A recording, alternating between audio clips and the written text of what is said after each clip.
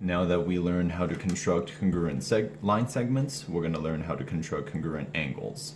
And what we're going to start with is a given angle, and I want to construct an angle that's exactly this measure. And what I'm going to start with is, once again, a ray. And in this process, I'm going to be copying two arcs, and I'm going to label them as I go. So the first arc you're going to construct, you're going to take your compass, put it onto the vertex of the original angle, and get any measure with your slider as long as you have space for it with the angle, and construct an arc so that you know it encompasses the entire angle. And I'm going to use that measure to construct a similarly large arc on the ray I've already drawn. And that's going to be my first arc.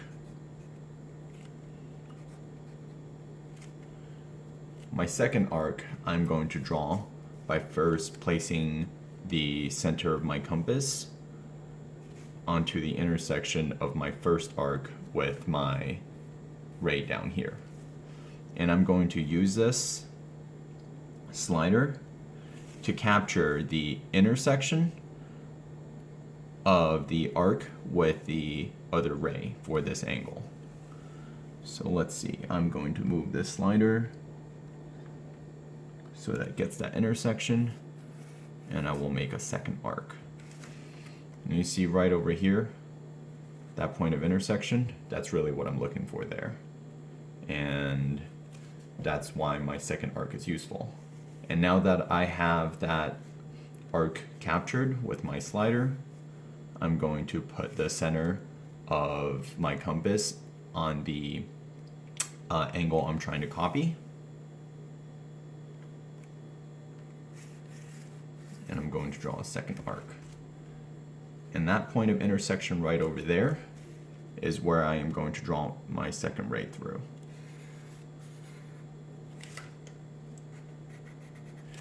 And even though the length of my rays are a little bit different than the rays up here, if you were to measure out these two angles,